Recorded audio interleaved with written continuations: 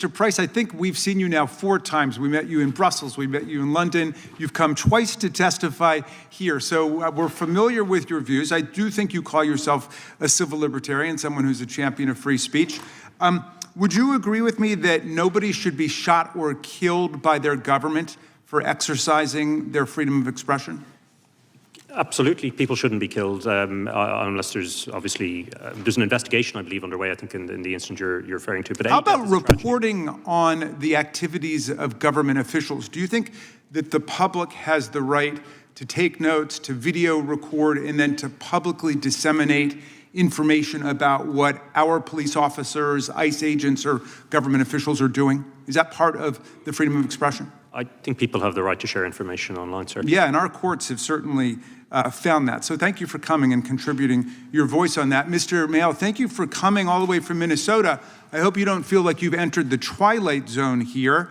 We're having another hearing about the imaginary threat to the transphobic material of Irish comedians against the European Union, and we can't seem to have a hearing about ICE agents shooting Americans in the face for exercising their First Amendment rights. Please give us a sense of your experience of what the topic of this hearing is versus what's going on in our country. Thank you. I'm here to talk about the most significant threat to free speech in our lifetime. That is not happening online or digitally right now. It is happening on the streets of Minnesota and Minneapolis, as well as the most significant attack on our Fourth Amendment and the principles of the Fourth Amendment and the protections against warrantless arrests as well. Well, you made a really significant point in your testimony when you said, we, of course, are seeing tens of thousands of Minnesotans out in the streets every day protesting this reign of terror. But you've also said that a lot of people are afraid now to go out because of the violence that's occurred. In other words, those huge protests could be even much huger without government oppression. Am I reading you right on that?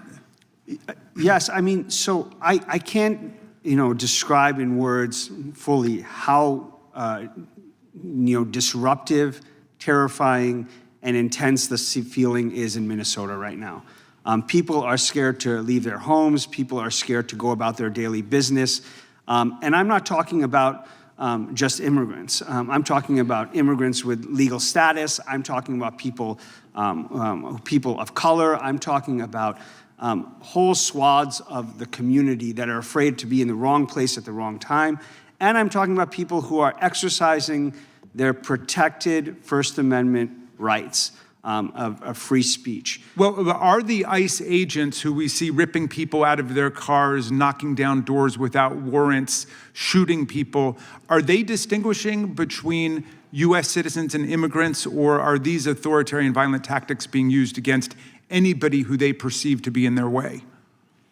What we have heard, starting when the surge began in late November, we started to immediately hear of reports of unconstitutional activity. The wild use of pepper spray on crowds, peaceful protesters, the pointing of semi-automatic weapons indiscriminately, the deploying of tear gas in playgrounds and in residential neighborhoods. It has been a broad swath of unconstitutional activity. Well, are the people of Minnesota upset about the way that the European Union Digital Services Act is affecting Elon Musk? Are people talking about that? I'm here to talk about what is happening on the ground in Minnesota and the most significant free speech issue happening in the country today. Well, we appreciate the fact that you came, and we appreciate the fact that the ACLU is standing up for people's rights. You've seen lots of rights under attack. The freedom of speech is under attack. The right to assemble peacefully is under attack. The right to petition government for redress of grievances is under attack. The freedom of press is under attack. The Fourth Amendment right not to have your door knocked down without a search warrant based upon probable cause issued by a neutral, independent magistrate is under attack there. All of these things have become the object of destruction by ICE and by the Trump administration. I just wonder if you would reflect generally on the state of freedom in your city. I can tell you that it feels like the rule of law is under siege in Minnesota.